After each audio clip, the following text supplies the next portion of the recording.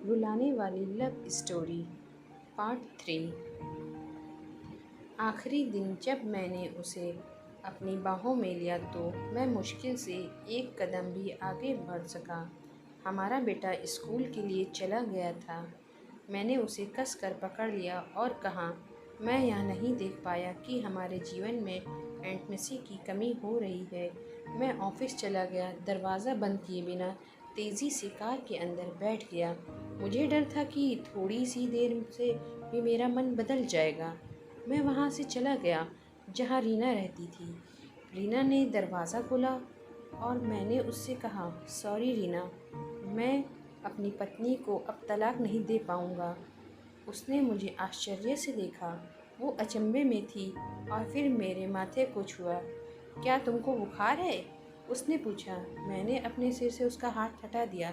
Sorry Reena, मैंने कहा, मैं तलाक नहीं लूँगा। मेरा वैवाहिक जीवन शायद इसलिए उबाऊ था क्योंकि वह और मैं अपने जीवन के छोटे छोटे पलों को महत्व नहीं देते थे। इसलिए नहीं कि हम अब एक दूसरे से प्यार नहीं करते थे।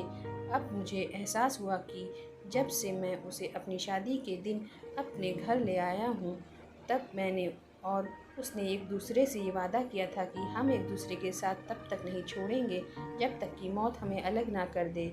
ऐसा लग रहा था कि रीना अचानक शौक से जाग गई।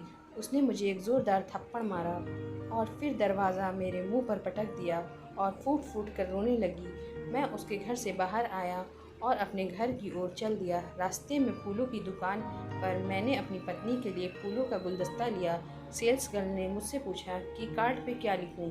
मैं मुस्कुराया और लिखा, मैं तुम्हें हर सुबह उठाऊंगा जब तक मौत हमें अलग नहीं कर देती। उस शाम में मैं घर पहुंचा, हाथों में फूल और चेहरे पे बड़ी सी मुस्कान लिए। मैं सीढ़ियों पर चढ़ा और अपनी पत्नी को बिस्तर पर पाया मृत। मेरी पत्नी महीनों से कैंसर से लड़ रही थी और मैं रीना के साथ इतना व्यस्त था कि मैंने ध्यान नहीं दिया, ना ही महसूस किया। वह जानती थी कि वह जल्दी मर जाएगी और वह मुझे हमारे बेटे की नकारात्मक प्रतिक्रिया से बचाना चाहती थी। अगर हम तलाक के साथ आगे बढ़ते तो मेरा बेटा मुझे पक्का नफरत करता। कम से कम हमारे बेटे की नज़र में मैं एक प्यार करने वाला पति हूँ। मैंने तो नहीं, लेकिन मेरी पत्नी ने अपना वादा आखिरी दम तक साथ निभाने का पूरी तरह से निभाया। हाँ, पूरा जीवन अब मुझे पछतावे की आग में जलना था, मगर अब अपने आखिरी दम तक अपनी पत्नी से और भी ज़्यादा प्यार करता रहा, चाहे वो मेरे साथ नहीं थी। अपने जीवन के छोटे छोटे पल ही एक रिश्ते में वास्तव में मायने रखते हैं। यहाँ हवेली, कार, संपत्ति, बैंक का पैसा नहीं है। ये खुशी के लिए अनुकूल माहौल बनाते हैं, लेकिन अपने आप में खुशी नहीं दे सकते। इसलिए अपने जीवन साथी के दोस्त बनने के लिए समय निकालें और एक दूसरे के लिए वो छोटे छोटे काम करें जो नवीनता पैदा करते हैं एक वास्तविक सुखी विवाहित जीवन के लिए। Please like, share, comments and subscribe my channel and press the bell icon for more video. Thank you for your support.